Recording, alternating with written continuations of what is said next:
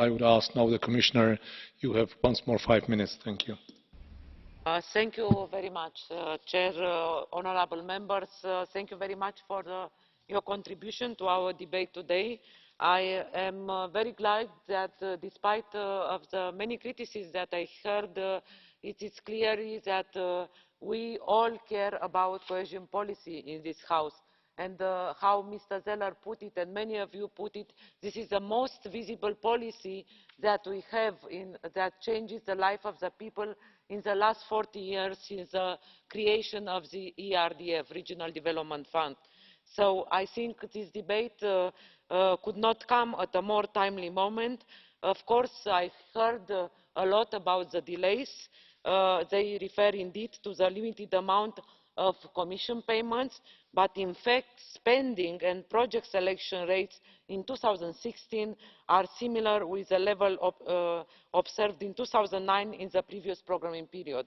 So once all the designated authorities will be in place, I am sure that we will have invoices and we will have a flow of paying the contribution of the member states which are now paying from their national budget.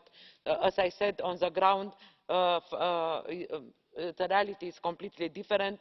We have 315,000 projects already up and running, raising investments for over 107 billion euros. We have action plans for all operational programmes, and as I said, it's not just about quantity, it's also about quality. And the recent reform cohesion policy, to which the European Parliament contributed so much, introduced a range of tools that made this policy more effectively. So, of course, we know that sometimes it's hard to accept this precondition, but these preconditions are very important for efficient investments. And that's why you have approved in the last mandate this new reform cohesion policy.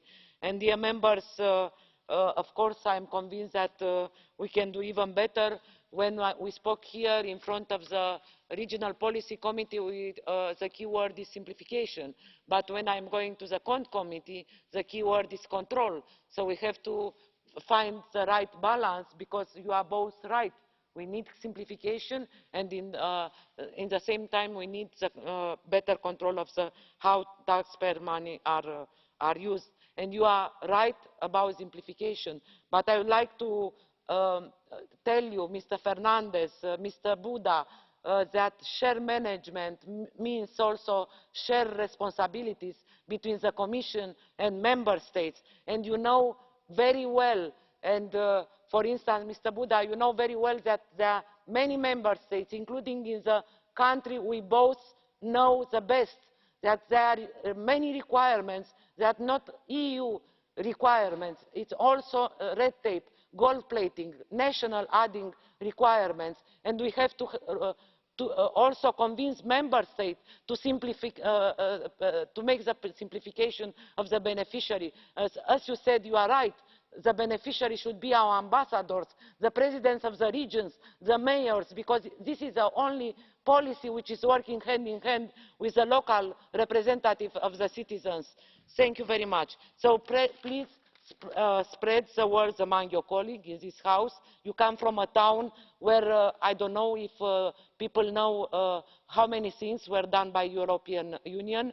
I don't know how many people know that in Napoli the metro was done by the European Union. I don't know how many people in Athens know that the metro was done by the European Union. And by the way, provide us, please, all the requirements that you would like to have from us, because we are ready to provide you. We push hard on the Greece authorities to accelerate the implementation of the metro in Thessaloniki, and I think it's unacceptable for a country in which we invested 80 billion euros since '81, when everything is done by the European money, thousands of schools, hospitals, highways, Rio, anti-Rio bridge, to say that cohesion policy does not exist. In Greece, 75% of all public investments are done by the European Union. So I really think that we have to be honest with ourselves. where look at the picture, how was Greece before '81 and how is now Greece. So please ask me in written. I don't know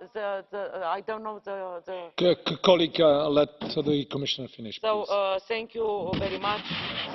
I would like just to say that cohesion policy it works, delivers, and that really change the life of the people. I am very glad to hear that we need technical assistance, but we cannot give technical assistance without the requirement of the member states. We have so many instruments, European instruments, which are not used by the member states, and they don't ask for these instruments to be activated, which are subsidised 100% by the Commission. But we have very few requirements from the member states and from the regions. We are here to help.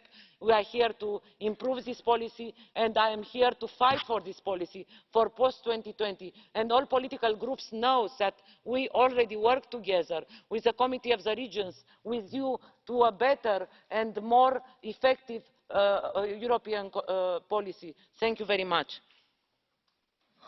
Thank you very much indeed in making an effort to answer the questions. I would like to just underline that, of course, we also, as parliamentarians, have opportunities, but also vis-à-vis the national parliaments. You have made the point of the gold plating and, of course, simplification. I think that we share this objective.